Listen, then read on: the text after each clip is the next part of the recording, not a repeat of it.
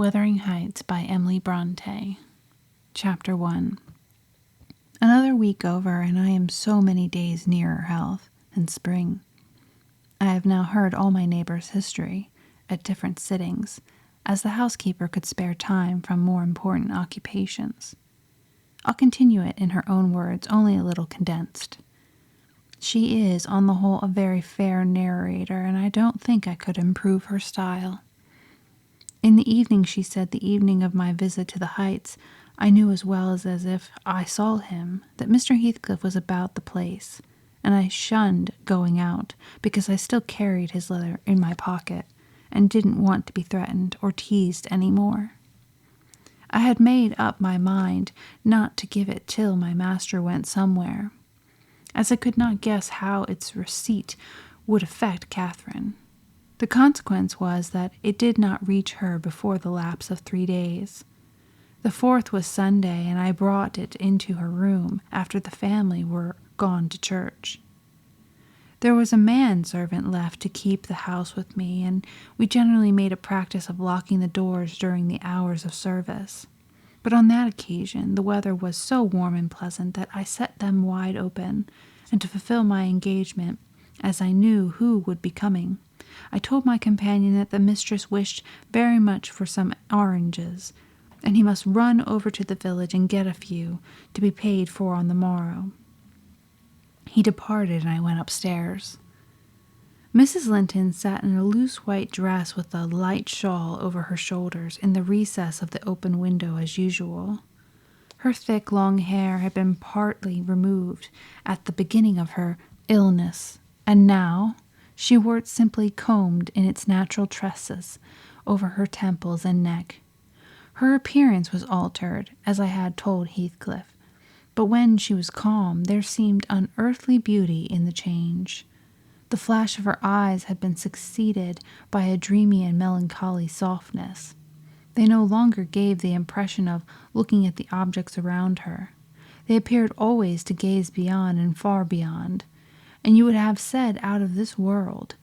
Then the paleness of her face, its haggard aspect having vanished as she recovered flesh, and the peculiar expression arising from her mental state, though painfully suggestive of their causes, added to the touching interest which she awakened. And invariably to me, I know, and to any person who saw her, I should think, refuted more tangible proofs of convalescence and stamped her as one doomed to decay. A book lay spread on the sill before her, and the scarcely perceptible wind fluttered its leaves at intervals. I believe Linton had laid it there, for she never endeavored to divert herself with reading, or occupation of any kind, and he would spend many an hour in trying to entice her attention to some subject which had formerly been her amusement. She was conscious of his aim, and in her better moods endured his efforts placidly, only showing their uselessness by now and then suppressing a wearied sigh, and checking him at last with the saddest of smiles and kisses. At other times she would turn petulantly away, and hide her face in her hands, or even push him off angrily, and then he took care to let her alone, for he was certain of doing no good. Gimmerton Chapel bells were still ringing, and the full mellow flows of the beck in the valley came soothingly on the ear. It was a sweet substitute for the yet absent murmur of the summer foliage, which drowned that music about the grange when the trees were in leaf. At Wuthering Heights, it's always sounded on the quiet days following a great thaw or a season of steady rain. And of Wuthering Heights, Catherine was thinking as she listened. That is, if she thought or listened at all. But she had the vague, distant look mentioned before, which expressed no recognition of material things either by ear or eye. "There's a letter for you, Mrs. Linton," I said gently, inserting it in one hand that rested on her knee. "You must read it immediately, because it wants an answer. Shall I break the seal?" "Yes," she answered, without altering the direction of her eyes. I opened it. It was very short. "Now," I continued, "read it." She drew away her hand and let it fall. I replaced it in her lap and stood waiting till it should please her to glance down. But that movement was so long delayed that at last I resumed. "Must I read it, ma'am?" "It is from Mr. Heathcliff." There was a start and a troubled gleam of recollection, and a struggle to arrange her ideas.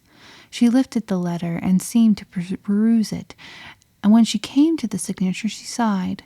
Yet still I found she had not gathered its import, for upon my desiring to hear her reply she merely pointed to the name, and gazed at me with mournful questioning eagerness. "Well, he wishes to see you," said I, guessing she need of an interpreter. "He's in the garden by this time, and impatient to know what answer I shall bring." As I spoke, I observed a large dog lying on the sunny grass beneath, raised its ears as if about to bark, and then smoothing them back, announced by a wag of the tail that someone approached whom it did not consider a stranger. Mrs. Linton bent forward and listened breathlessly. The minute after a step traversed the hall, the open house was too tempting for Heathcliff to resist walking in. Most likely he supposed that I was inclined to shirk my promise, and so resolved to trust to his own audacity. With straining eagerness, Catherine gazed towards the entrance of her chamber. He did not hit the right room directly. She motioned me to admit him, but he found it out ere I could reach the door, and in a stride or two was at her side and had her grasped in his arms. He neither spoke nor loosened his hold for some 5 minutes, during which period he bestowed more kisses than ever he gave in his life before, I dare say. But then my mistress had kissed him first, and I plainly saw that he could hardly bear, for downright agony, to look into her face. The same conviction had stricken him as much as me, from the instant he beheld her, that there was no prospect of ultimate recovery there. She was fated, sure to die. "Oh, Cathy, oh, my life, how can I bear it?" was the first sentence he uttered, in a tone that did not seek to disguise his despair. And now he stared at her so earnestly that I thought the very intensity of his gaze would bring tears into his eyes. But they burned with anguish, they did not melt. "What now?" said Catherine, leaning back and returning his look with a suddenly clouded brow. Her humor was a mere vein for constantly varying caprices. "You and Edgar have broken my heart, Heathcliff, and you both come to bewail the deed to me, as if you were the people to be pitied. I shall not pity you, not I. You have killed me, and thriven on it, I think. How strong you are! How many years do you mean to live after I am gone?" Heathcliff had knelt on one knee to embrace her.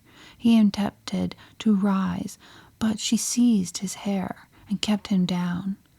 "I wish I could hold you," she continued bitterly, "till we were both dead. I shouldn't care what you suffered. I care nothing for your sufferings. Why shouldn't you suffer? I do. Will you forget me? Will you be happy when I am in the earth?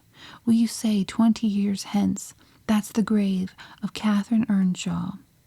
I loved her long ago, and was wretched to lose her. But it is past. I've loved many others since. My children are dearer to me than she was, and at death I shall not rejoice that I am going to her. I shall be sorry that I must leave them.' Will you say so, Heathcliff?"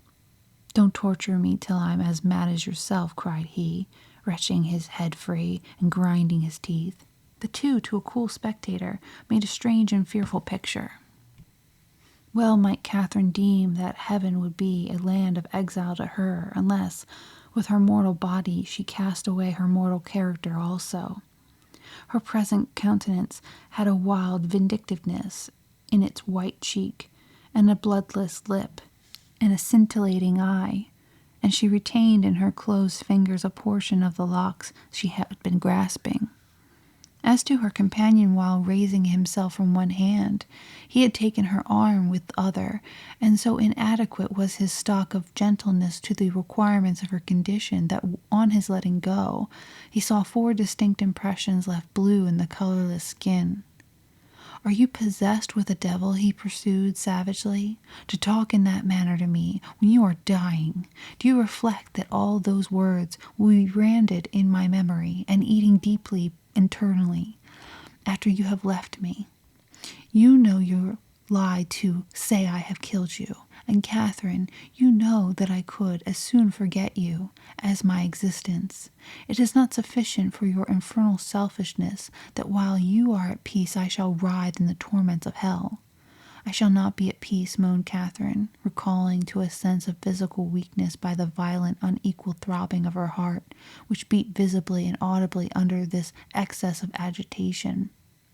She said nothing further till the paroxysm was over. Then she continued more kindly, "I'm not wishing you greater torment than I have, Heathcliff. I only wish us never to be parted, and should a word of mine distress you hereafter, think I feel the same distress underground, and for my own sake forgive me. Come here and kneel down again. You never harmed me in your life. Nay, if you nurse anger, that will be worse to remember than my harsh words. Won't you come here again? Do." Heathcliff went to the back of her chair and leant over, but not so far as to let her see his face, which was livid with emotion. She bent round to look at him. He would not permit it. Turning abruptly, he walked to the fireplace, where he stood silent with his back towards us. Mrs. Linton's glance followed him suspiciously. Every movement woke a new sentiment in her. After a pause and a prolonged gaze, she resumed, addressing me in accents of indignant disappointment. "Oh, you see, Nelly, he would not relent a moment to keep me out of the grave. That is how I'm loved. Well, never mind. That is not my Heathcliff. I shall love mine yet, and take him with me. He's in my soul." And then added she musingly, "The thing that irks me most is this shattered prison, after all. I'm tired of being enclosed here. I'm wearying to escape into that glorious world and to be always there, not seeing it dimly through tears and yearning for it through the walls of an aching heart, but really with it and in it. Nelly, you think you are better and more fortunate than I, in full health and strength. You are sorry for me. Very soon that will be altered. I shall be sorry for you. I shall be incomparably beyond and above you all. I wonder he won't be near me." She went on to herself. "I thought he wished it, Heathcliff dear. You should not be sullen now. Do come to me, Heathcliff." In her eagerness she rose and supported herself on the arm of the chair. And that earnest appeal, he turned to her, looking absolutely desperate. His eyes, wide and wet at last, flashed fiercely on her. His breast heaved convulsively. An instant they held asunder, and then how they met I hardly saw. But Catherine made a spring, and he caught her, and they were locked in an embrace from which I thought my mistress would never be released alive. In fact, to my eyes, she seemed directly insensible. He flung himself into the nearest seat, and on my approaching hurriedly to ascertain if she had fainted, he gnashed at me, and foamed like a mad dog, and gathered her to him with greedy jealousy. I did not feel as if I were in the company of a creature of my own species. It appeared that he would not understand, though I spoke to him, so I stood off and held my tongue in great perplexity. A movement of Catherine's relieved me a little presently. She put up her hand to clasp his neck and bring his cheek to his, as he held her, while he, in return, covering her with frantic caresses, and said wildly, "You teach me now how cruel you've been, cruel and false. Why did you despise me? Why did you betray your own heart, Cathy? I have not one word of comfort. You deserve this. You have killed yourself. Yes, you may kiss me and cry, and wring out my kisses and tears. They'll blight you. They'll damn you. You loved me. Then what right had you to leave me? What right? Answer me, for the poor fancy you felt for Linton. because misery and degradation and death and nothing that God or Satan could inflict would have parted us. You, of your own will, did it. I have not broken your heart. You have broken it, and in breaking it you have broken mine. So much the worse for me that I am strong. Do I want to live? What kind of living will it be when you, oh God, would you like to live with your soul in the grave? Let me alone, sobbed Catherine. If I'm done wrong, I'm dying for it. It is enough. You left me too. But I won't upbraid you. I forgive you. Forgive me. It is hard to forgive, and to look at those eyes and feel those wasted hands, he answered. Kiss me again and don't let me see your eyes. I forgive what you have done to me. I love my murderer, but yours, how can I? They were silent, their faces hid against each other and washed by each other's tears. At least I suppose the weeping was on both sides, as it seemed Heathcliff could weep on a great occasion like this. I grew very uncomfortable meanwhile, for the afternoon wore fast away.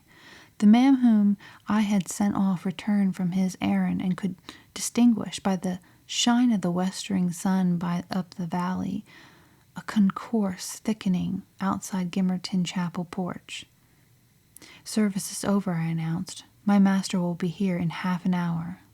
Heathcliff groaned a curse and strained Catherine closer. She never moved. Ere long I perceived a group of servants passing up the road towards the kitchen wing. Mr. Linton was not far behind. He opened the gate himself and sauntered slowly up, probably enjoying the lovely afternoon that breathed as soft as summer. Now he is here, I exclaimed. For heaven's sake, hurry down. You'll not meet anyone on the front stairs. Do be quick and stay among the trees till he is fairly in. I must go, Cathy, said Heathcliff, seeking to extricate himself from his companion's arms. But if I live, I'll see you again before you are asleep. I won't stray 5 yards from your window. You must not go, she answered, holding him as firmly as her strength allowed. You shall not, I tell you. For 1 hour, he pleaded earnestly. Not for 1 minute, she replied. I must. Linton will be up immediately, persisted the alarmed intruder. He would have risen and unfixed her fingers by the act. She clung fast, gasping. There was mad resolution in her face. No, she shrieked. Oh, don't go. It is the last time. Edgar will not hurt us, Heathcliff. I shall die. Damn the fool. There he is, cried Heathcliff, sinking back into his seat. Hush, my darling, hush, Catherine. I'll stay. If he shot me so, I'd expire with a blessing on my lips. And there they were fast again. I heard my master mounting the stairs. The cold sweat ran down my forehead. I was horrified. Are you going to listen to her ravings? I said passionately. She does not know what she says. Will you ruin her because she has not wit to help herself? Get up. You could be free instantly. That is the most diabolical deed that ever you did. We are all done for, master, mistress, and servant. I wrung my hands and cried out, and Mr. Linton hastened his step at the noise. The midst of my agitation was sincerely glad to observe that Catherine's arms had fallen relaxed and her head hung down. She's fainted or dead, I thought. So much the better, far better that she should be dead than lingering a burden and a misery maker to all about her. Edgar sprang to his unbidden guest, blanched with astonishment and rage. What he meant to do I cannot tell. However, the other stopped all demonstrations at once by placing the lifeless-looking form in his arms. Look there, he said. Unless you be a fiend, help her first. Then you shall speak to me. He walked into the parlor and sat down. Mr. Linton summoned me, and with great difficulty and after resorting to many means, he managed to restore her to sensation. But she was all bewildered. She sighed and moaned and knew nobody. Edgar, in his anxiety for her, forgot her hated friend. I did not. I went at the earliest opportunity and besought him to depart, affirming that Catherine was better and he should hear from me in the morning how she passed the night. I shall not refuse to go out of doors, he answered, but I shall stay in the garden. And Nelly, mind you keep your word tomorrow. I shall be under those large trees, mind, or I pay another visit, whether Linton be in or not. He sent a rapid glance through the half-open door of the chamber, and ascertaining that what I stated was apparently true, delivered the house of his luckless presence.